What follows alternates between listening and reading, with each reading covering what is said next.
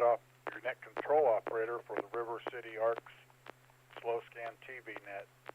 This net serves for training and practice in image transmission modes and meets Wednesday nights at 9 p.m. on the N6NA repeater on 441.3 megahertz. River City ARC's members and all licensed radio amateurs are welcome to participate.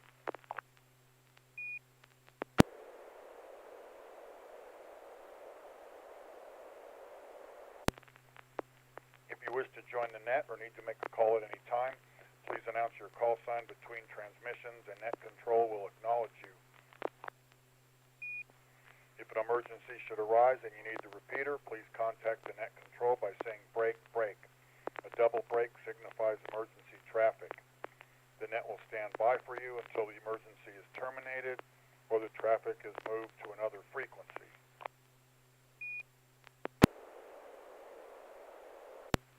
Stations who wish to check in are asked to respond with their full call sign using the recognized ITU phonetic alphabet and their name.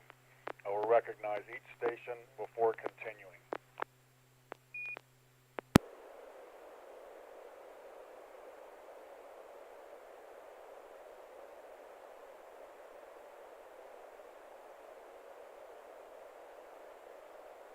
Okay, this is Bill K6KRQ.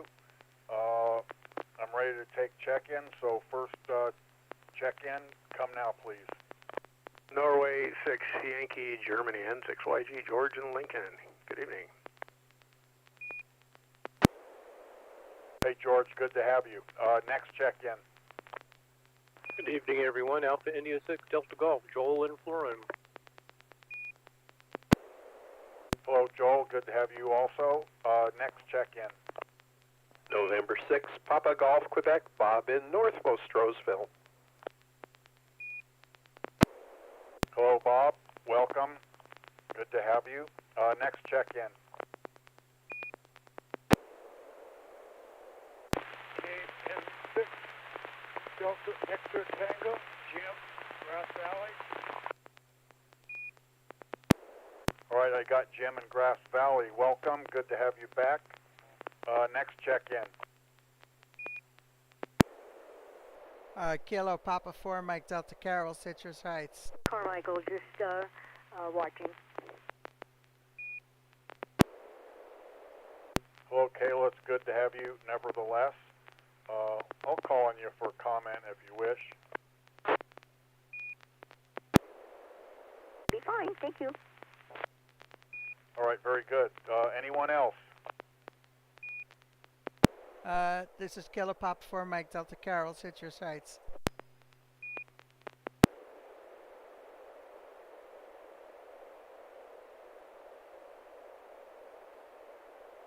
That last check-in, I could get nothing but static, totally unintelligible. You want to try again?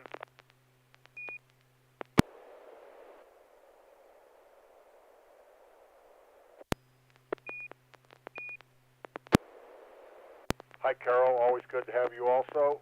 Anybody else?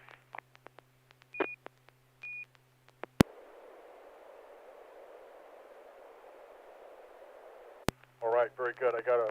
We have a fairly decent gathering tonight on this kickoff for holiday season. So I think I'll just do 2 comments and open to the rest so we don't get bogged down. So that said, this is Bill K6KRQ, Wednesday evening Slow Scan TV Net. We're going to go to Lincoln. And we're going to go to George. I'm going to bet that he's ready because I saw him send a couple of pre-net images. So, George, if you're ready, go ahead and take it away. All right, I have one spooled up and ready to go. And this might be of particular interest to you, Bill. I'm sure you'll enjoy it. N6YG. I'm going to break with the tradition and do this one in Martin 1. N6YG.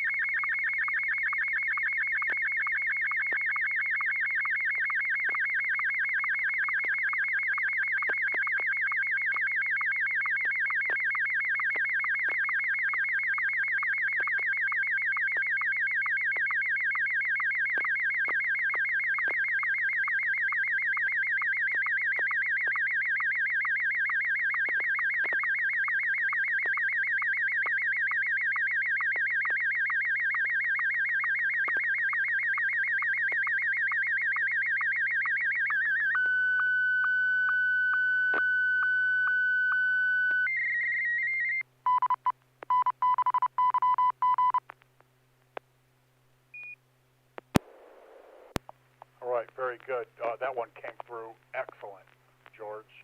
Yes, it is very interesting, but I'm going to hold off on my comments. Before I go to comment, Carol already beat me to it, but I want to welcome Sean Johns. He's M9Y60. I don't know what kind of a call sign that is. The 9, I was thinking East Coast or Caribbean.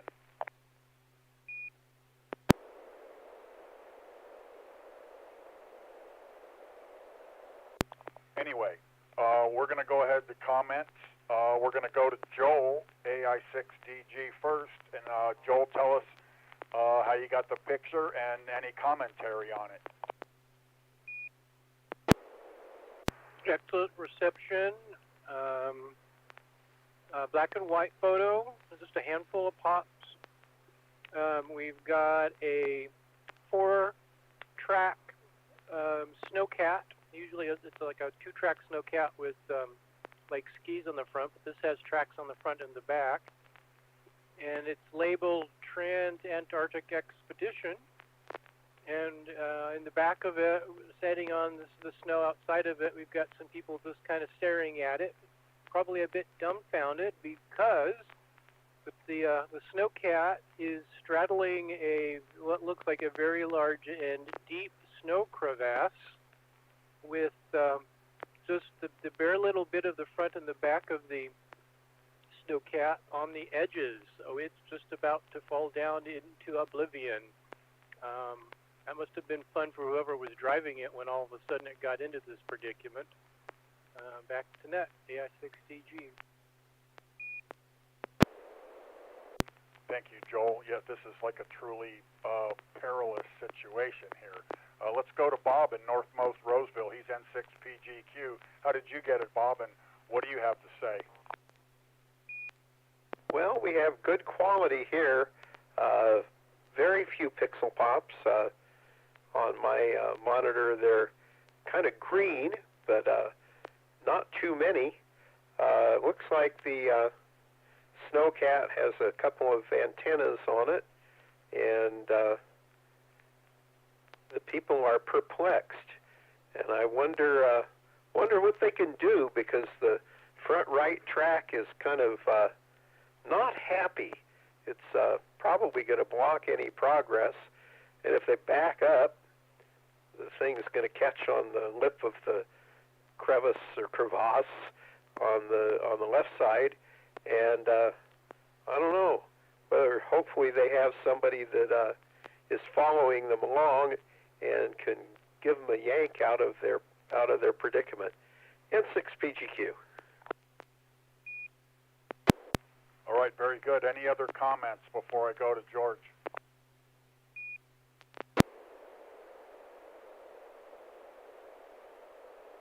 All right, I'm going to say I've seen these vehicles, but I sure am interested in the story behind the expedition.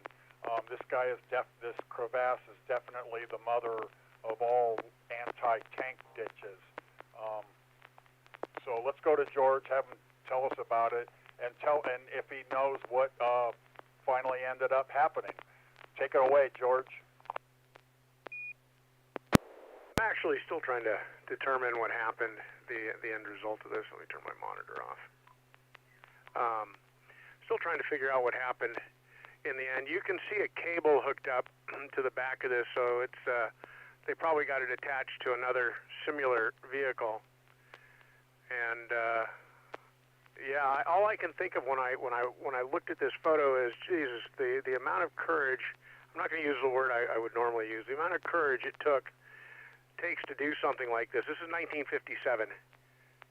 Is just amazes me, because there's no way on this God's green earth you would get me anywhere out there in one of those. They still do this to this day. They have these overland trains that they run from McMurdo Station to the South Pole Station. They call it the South Pole Transverse, the SPOT. And it's this huge train of tractors and snowcats towing sleds with resupply equipment. And the distance is like, I think, 1,040 mile distance over this type of terrain that they have to travel, towing very, very heavy cargo behind them. And so in front of this train, they established this route in 2002, and it took them from 2002 to 2006 to fully establish the route. And even to this day, ahead of the train, they have special vehicles outfitted with ground-operating sonar to map out and make sure that the path is still safe and that they don't drive over a crevasse like this that opens up underneath them and swallows someone up.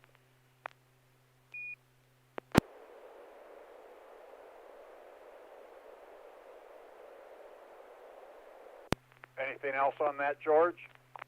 No, that's all I have on that. I've got some more pictures of this event. So anyhow, back to net, N6YG.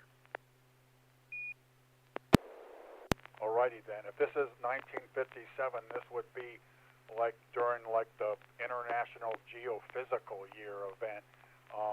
Well, I would have liked to have been alive for that, but I've read some about it. It's pretty interesting. A lot of it was polar stuff, and a lot of it even more Antarctic, but pretty neat. What a cool picture. That's one of our cooler pictures.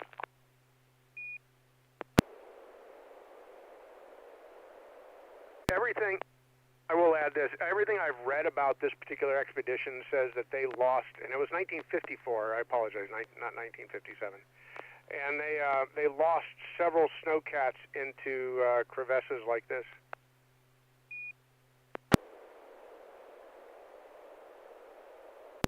Yeah, truly adventurous, that's for sure. All right, George, thanks for that. That is like a real good one. Before I go on, I'm going to see if anybody might have come along late that would like to check in. Any other check-ins? Come now, please.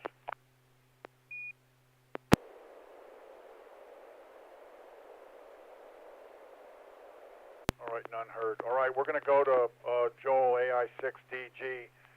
You get the tough act to follow spot. So if you're ready for us, Joel, go ahead and take it away.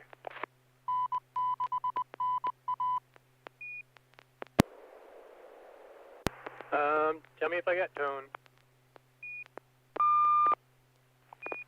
Good tone. PD 120.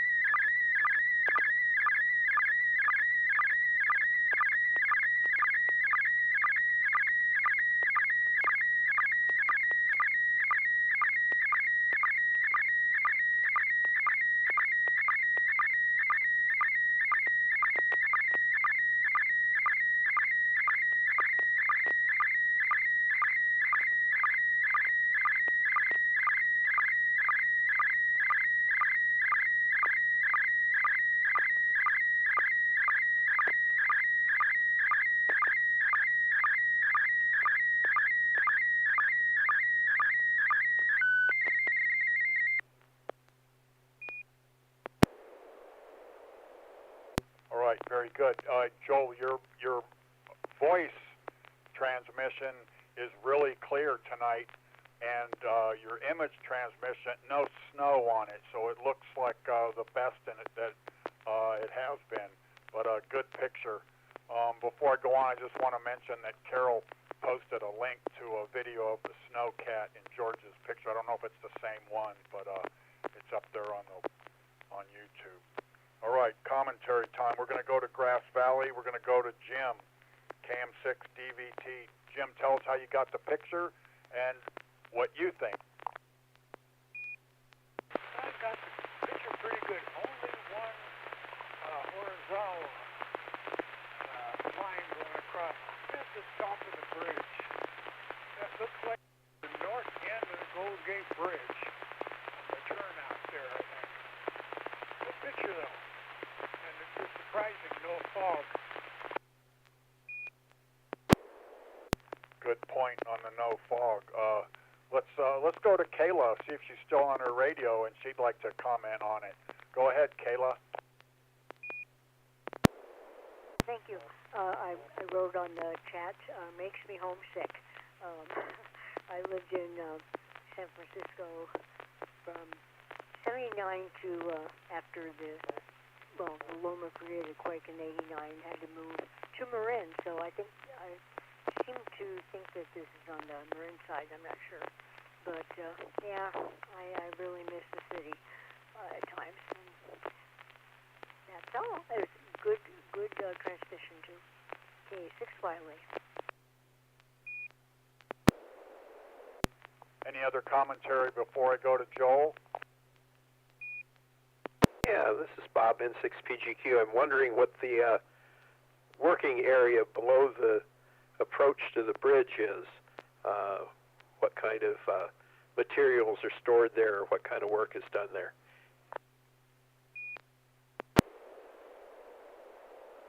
Oh, good point. I was wondering that myself. I'm not like super duper familiar with San Francisco, but I did guess that this was the north end of the bridge. I've been across it a couple of times. But we're going to go to Joel, AI6DG, and have him tell us about this picture, the when, what, and wherefore. So go ahead, Joel.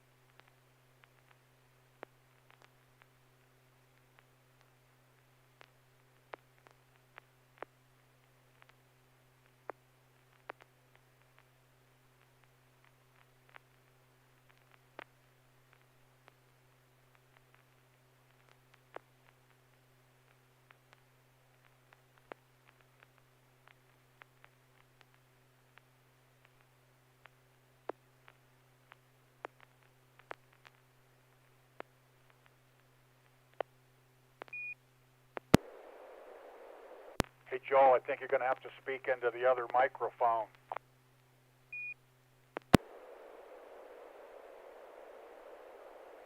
Did you hear any of that?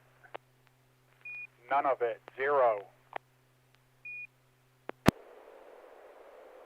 Wouldn't it be nice if mute buttons had intelligence and would turn off when they needed to be?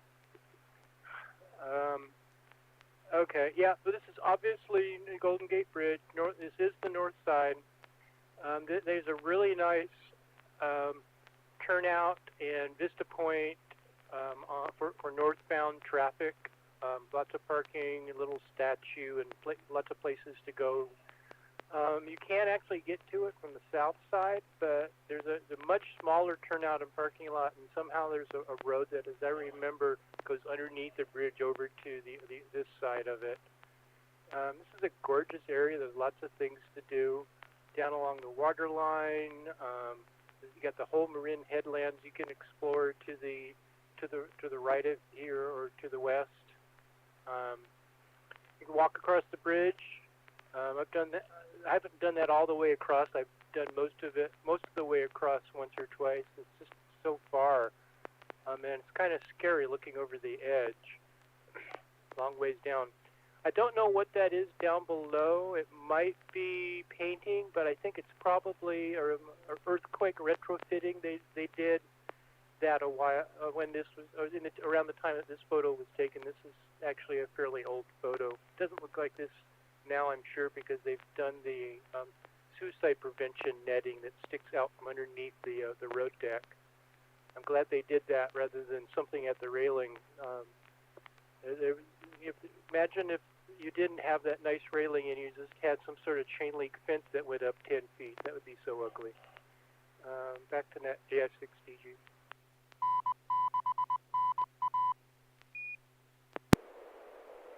All right, Joel, very good. Good picture, too. All right, let me see. All right, we're going to go to Grass Valley. We're going to Jim, KM6DVT. Oh, excuse me. Let me back up. We're going to go to Bob in Northmost Roseville. He's N6PGQ. Sorry, Bob. It is your turn to send, and if you are ready, you may cut it loose. Okay, this is PD120, and this is part of what's been taking up my day today, N6PGQ.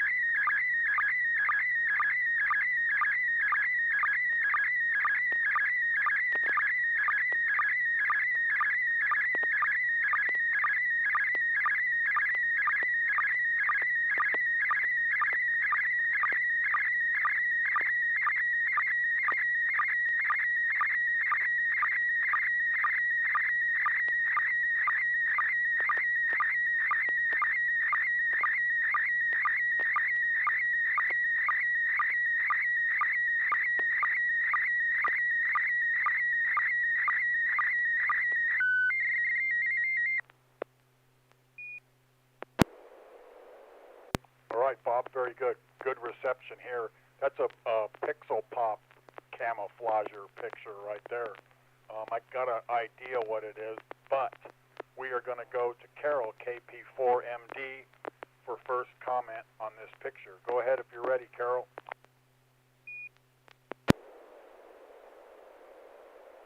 Okay, it's KP4MD. Are you copying me now?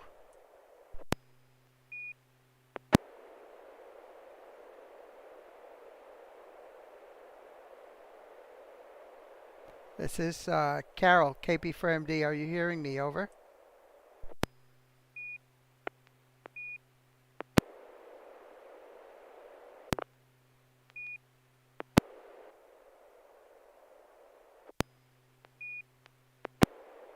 No, just a hum.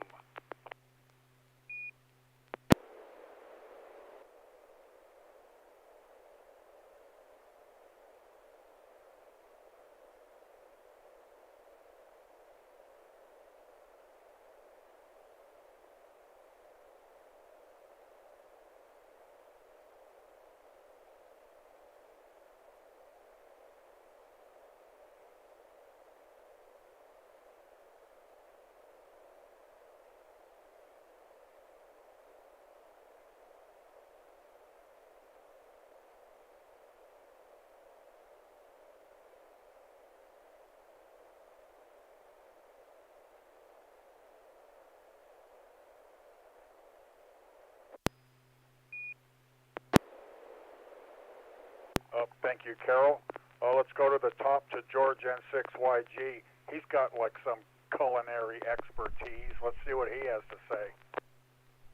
Yeah, the countertop looks like a white Paradiso granite countertop. I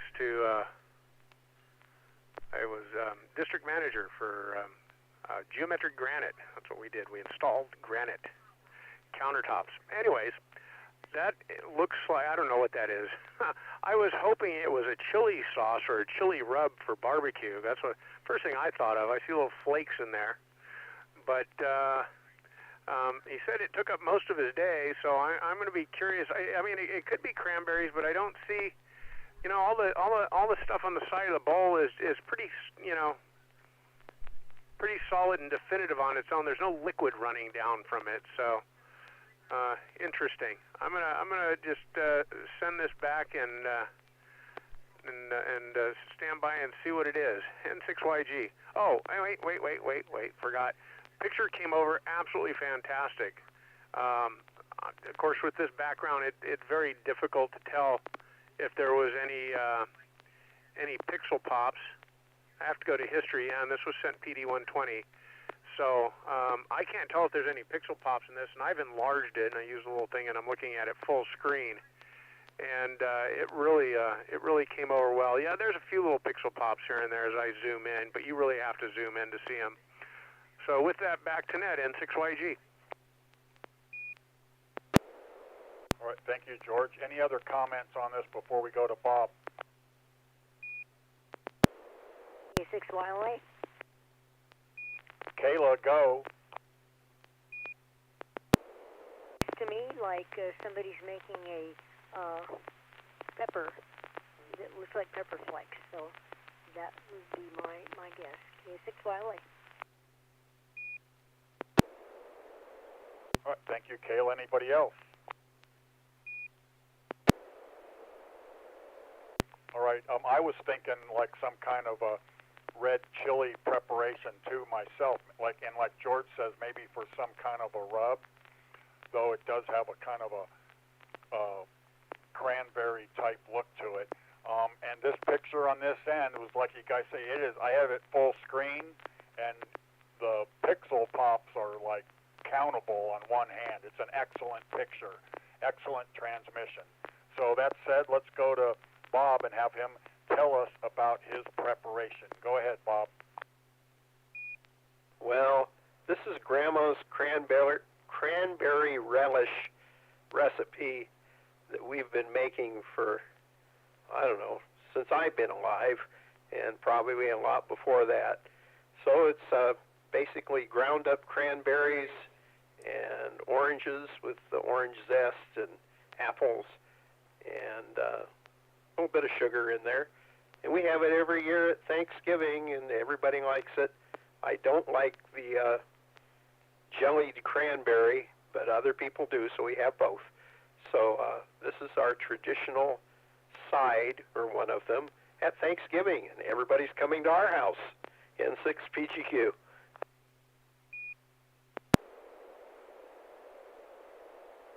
All right, Bob, thank you.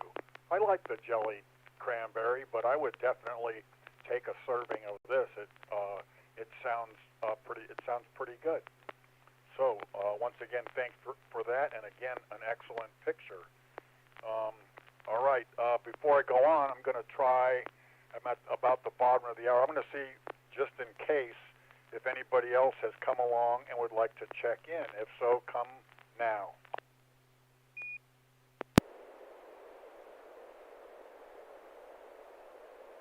All right, nothing heard. This is Bill, K6KR, Slow Scan TV Net.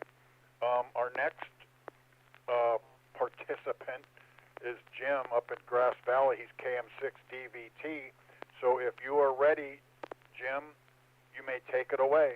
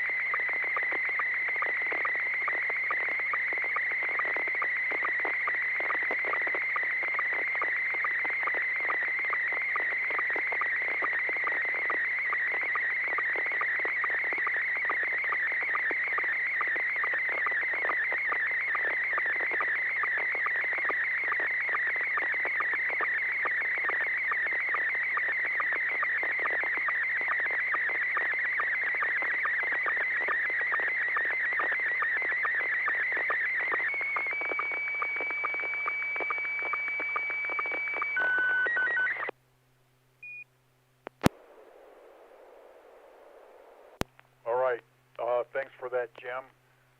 That one, that's the worst I've seen.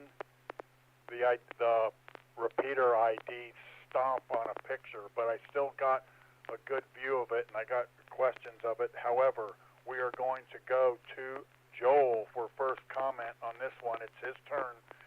Joel's AI6DG. Go ahead, Joel.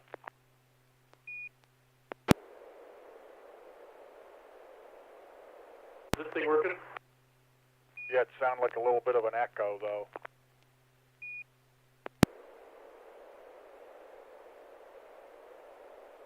Okay, that should get rid of the echo. I switched mics. I wanted to wander the house, so I had to switch to the Bluetooth rather than a wired headphone and mic. Yep, another backroom rail picture. We've got some track. Looks like we've got one line coming up from the lower right, and it does a Y, and we've got a track going off to the right and around the tree and coming back and rejoining, and along that left side we've got a sighting, and yeah, there's a huge bar across the top quarter of it at about a quarter of the way down. I wasn't paying attention, I wasn't listening. I don't know if it was the repeater IDing or if there was just a big burst of noise, but wow, it sure wiped it out. But yeah, this is a little worse than some of the previous ones. I don't know if it's the resolution of the photo or just how how signal to noise ratio was on the transmission. But nevertheless, interesting. Backyard, lots of nice leaves. No trains, just track, and no trestles. Back to net, EI6DG. Yes, it's different in that respect. No train in this one, but the layout is interesting. Let's go to Bob in northmost Roseville. He's next. He's N6PGQ. Go ahead, Bob. Well, this shows quite a few switches in there. We have a siding on the left side, and all the tracks come together right at the very bottom of the screen and go onto one line. Yeah, I agree. This was about the worst ID to come through. It's multiple colors and kind of a mess. Picture came through with a lot of pixel pops, and it's slightly fuzzy in focus. So no train, no locomotives or cars. Anyway, good picture of the layout, N6PGQ. All right, thanks, Bob. Any other comments before we go to Jim? Go ahead, Carol.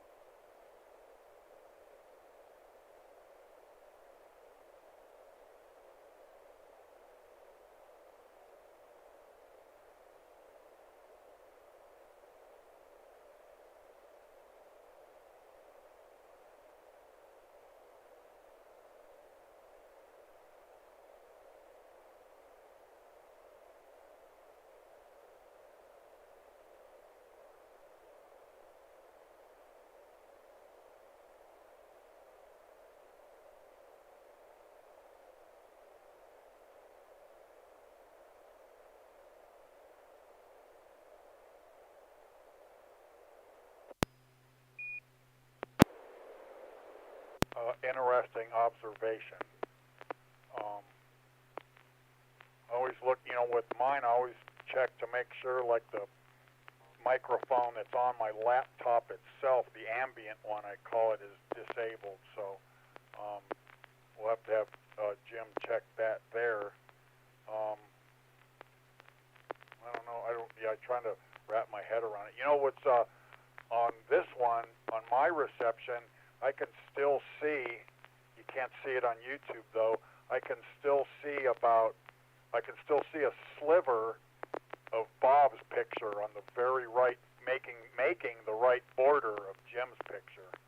So anyway, that said, my questions on this one is, I like this track layout.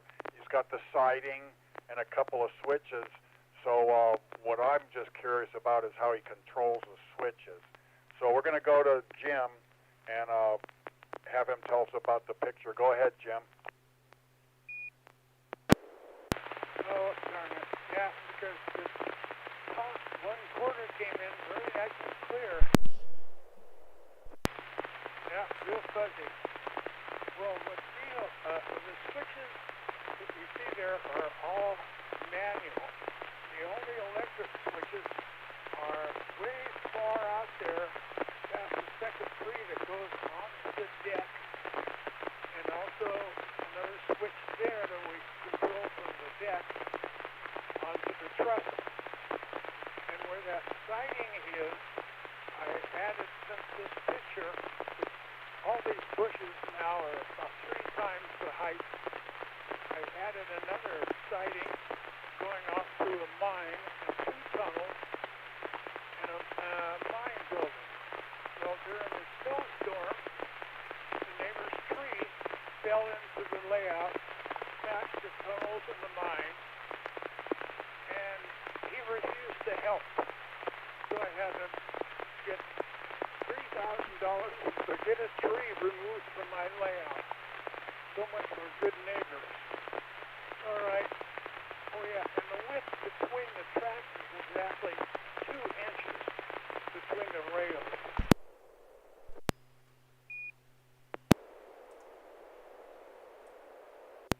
right, Jim. Definitely good subject matter. By the way, your transmission is really scratchy. I get the transmission, but it's tough to decipher. I got to turn my audio up, so I don't have any suggestions for you there. But nevertheless, I like seeing the trains.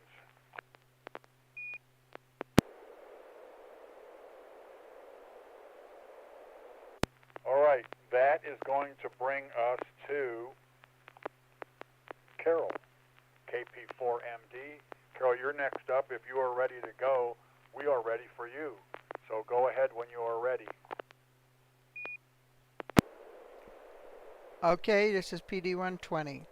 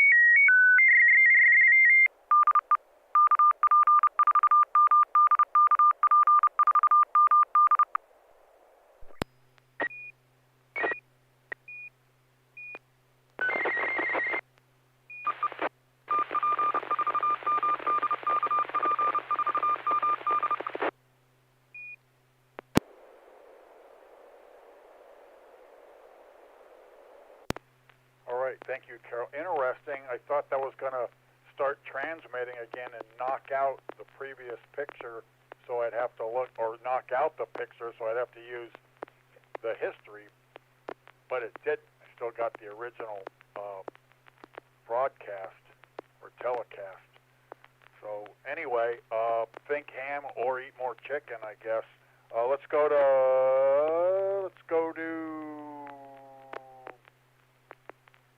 Jim, KM6DVT, for comment on this one. Go ahead, Jim.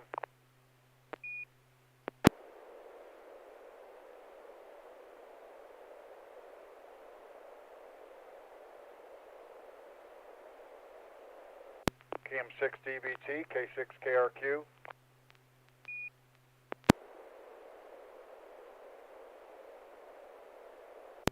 I think we might have lost Jim, at least for now. Let's see if Kayla's still with us. KA6YLA, what do you think, Kayla?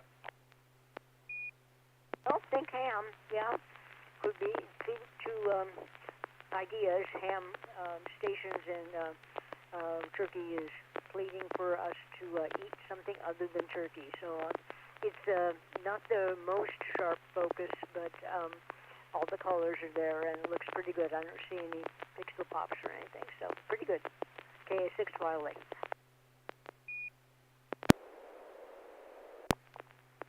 All right, thank you, Kayla, very good. Let's go to George, N6YG, plus I'm kind of interested in what he thinks, or what everybody thinks, ham versus turkey. Go ahead, George. Oh, that's a good question. Actually, I like turkey a lot, and I like ham a lot. So my vote is both.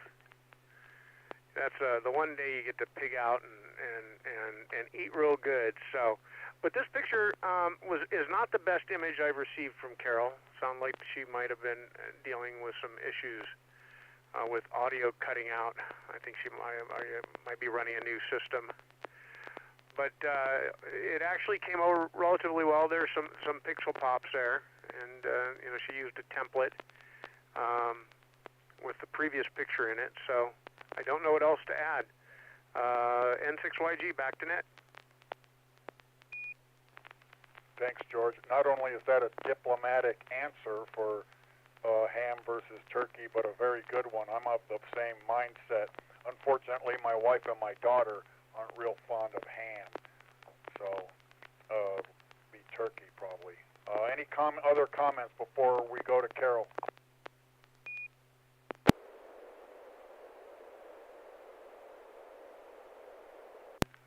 Okay, nothing heard. Let's go to, this is Bill, K6KRQ. Let's see what Carol has to say about her picture. Go ahead, Carol. Okay, first thing I'm going to ask, are you hearing me now? Yeah, I hear you real well. You're a little bit more crackly than some of the other folks, though. Yeah, I always have that problem from here. Anyway, I had to reboot the SSTV. That's why my audio wasn't coming through before. Yeah, this is my favorite picture for Thanksgiving, where the turkey is telling you don't eat turkey, just get on ham radio. That's what's the whole point. And I really have a strong suspicion that echo, that it's not an echo, it's a delay, which is just about the same duration of the delay of the audio that comes and the picture comes over YouTube.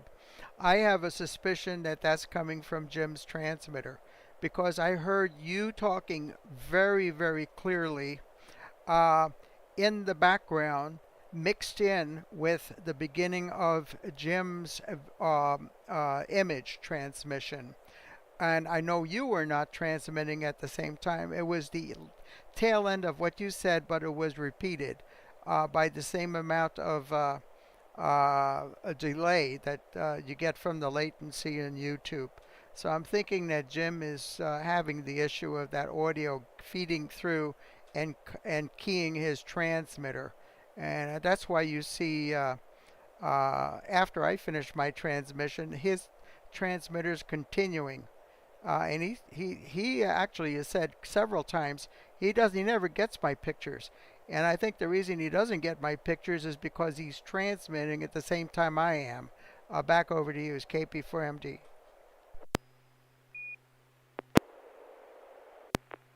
Thanks for that, Carol. Those are like good things to be aware of. I heard the audio too at the beginning of his transmission, but I couldn't understand what it was. I thought I might have been imagining something, but I heard that too. So anyway, very good. You know what? I got to admit, let me let it drop. This is Bill, K6KRQ. I got to admit, you sent this to us last year for Thanksgiving. I believe, and I failed to make the think ham as in ham radio connection. I was just thinking of like Virginia honey baked ham, so I guess that's where my mind's at. Comment. Go ahead, George. I was thinking the same thing. I didn't make the connection to ham radio, of course. But then again, I've been doing something new here. I've been fasting 19 hours a day, and then eating over a very short period of time. And I've actually learned to. I really like it. I just feel a whole lot better when I do that. So anyway, so for Thanksgiving, I'm going all the way. I'm not eating anything for 24 hours before Thanksgiving because I plan on. Well, you'll see when I send my picture. You'll see what I plan on looking like afterwards. But I love ham. That's like one of my. I really enjoy it, like you said. But it's so salty, and it's really not the healthiest thing to eat. So I don't eat it very often. Maybe once or twice a year, I think. So. And I hope to get some on Thanksgiving. Anyway, yeah, Barb reminder, we had it twice last year. N6YG.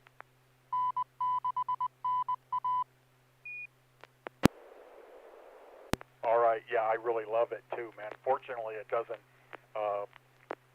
do anything like health-wise to me. I mean, I don't have an upset stomach or anything like that after I eat it. So far, so good.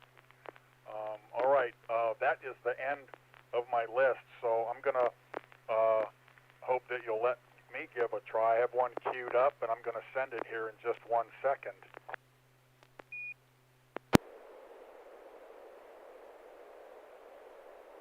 Okay, here it comes. It is going to be PD 120.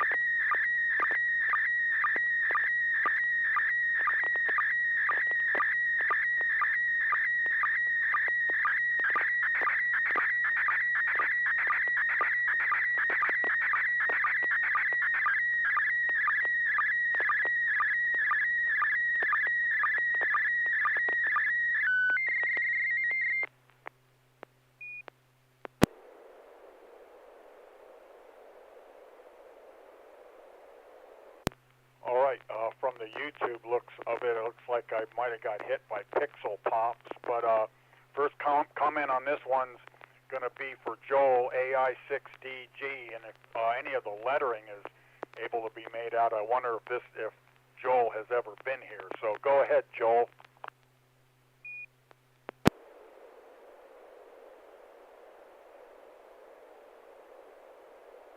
One moment, just run back into the room. I'm looking at the picture. Okay, so we've got a couple of signs for 3 posts with 2 signs spread across the two of them. We've got, looks like high desert vegetation, so it's really dry. Kind of on top of a ridge, looking across the valley at another ridge. The sign seems to say, was it Hot Creek? Nope, I haven't been there. I'm not sure where this is. It's not Central Valley. It's, okay, pine trees in the background. Yeah, so it could be Eastern Sierra, Eastern Central California, Nevada, Southwest, somewhere. I don't think it's coastal. Hot Creek. Hot Creek kind of implies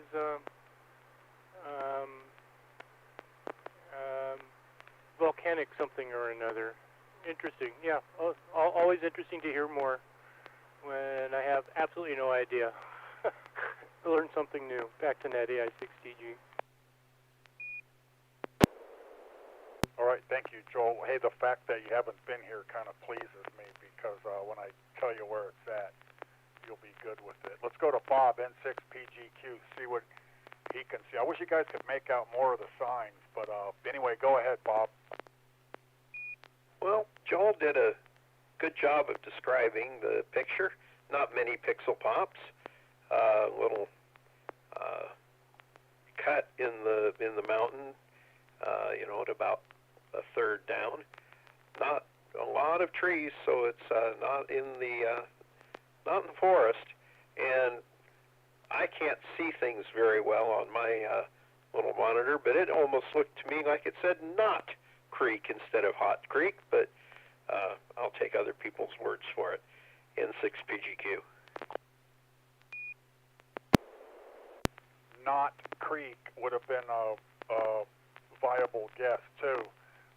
Any other comments before I explain it?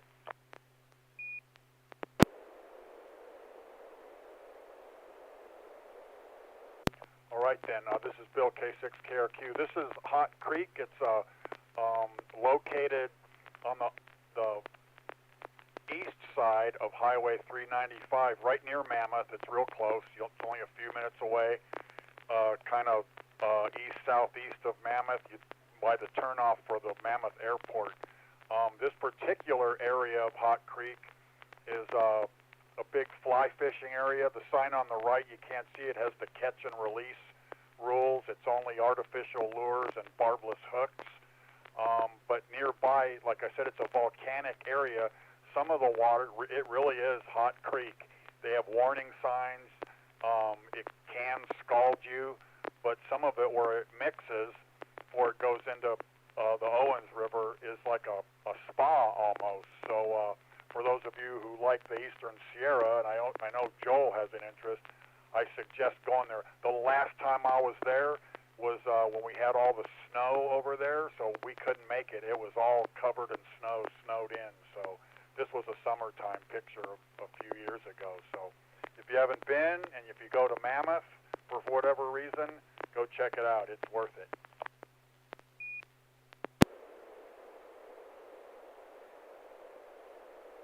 All right, I'm at the top of the hour. I'm going to ask if there's any questions or comments or other burning desires before I close the net, and maybe see if George has our usual closing picture. Unless he's got another picture he wants to send before I close. No, I've got a closing picture spooled up. All right, very good. So any other questions or comments?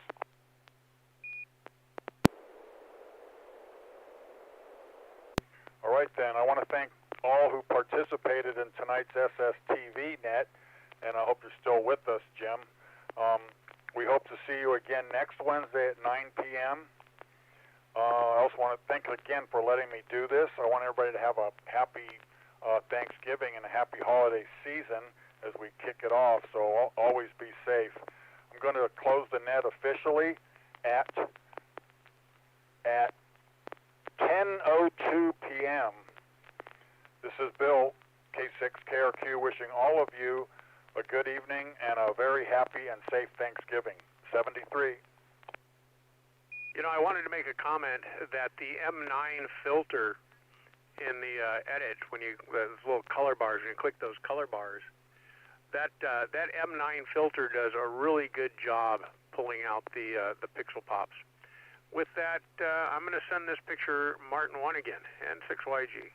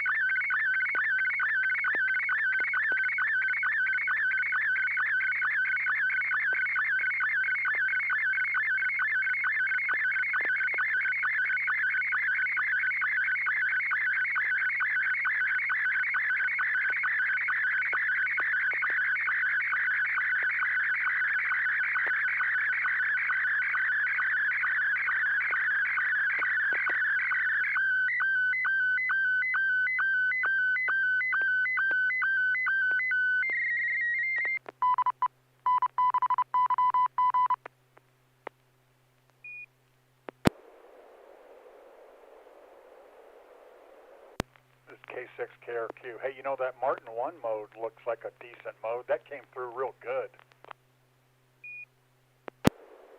Yeah, Martin 1 is pretty good, and it's short. It's like 114 seconds. No, not short, but it's shorter than PD120. I just use it a lot on HF, so that's why I kind of use it here. And that's exactly what I intend on looking like after Thanksgiving. I've warned my son that he's going to have to wheel me out to the car in a wheelbarrow because I'm going over to his house for Thanksgiving this year, so he gets to cook. And I've since the Girl Scout event last February, I've lost 107.6 pounds. I've been dieting kind of heavily for the last year. So this is going to be the one time that I am not even going to bother counting calories. I'm just going to eat. That's incredible. Good for you. You deserve to sin a little. So I hope you guys have a good time. I'm not going to cook here. Sometimes I do, but I'll probably, it's just, like I've mentioned, it's just me, my wife, and my daughter up here. So I think this year we might just go out. Yeah, we've done that before, and we really should now. I actually enjoy kind of cooking, but not for a bunch of people anymore. I've kind of outgrown that, or outgrown it. I'm just past time to turn it over to somebody else in the family. But I do like cooking turkey, and we do have a turkey in the freezer, in the refrigerator. And we'll be cooking that later in the week. I'll be doing that on the barbecue later in the week. But this is a great time of year if you have a deep freezer. This is a great time of year to stock up on turkeys. You know, I see those things sometimes going for 35 cents a pound. Where can you buy during the year? You can't find turkey anywhere near that price. It's actually kind of expensive throughout the year. But come Christmas and Thanksgiving, man, that's time to fill up the freezer with a few turkeys.